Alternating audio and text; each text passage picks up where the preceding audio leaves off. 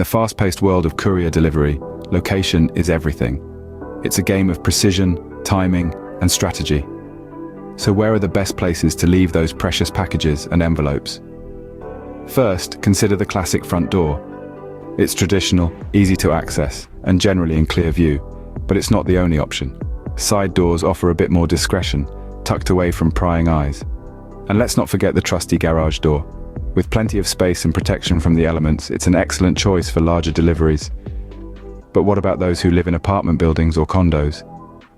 In these cases, a secure lobby or concierge desk makes for a safe drop-off point.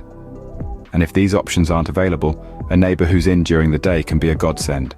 Remember, the goal is to ensure every package reaches its destination safely and on time. So whether it's front door, side door, garage door, or a friendly neighbor, choose wisely.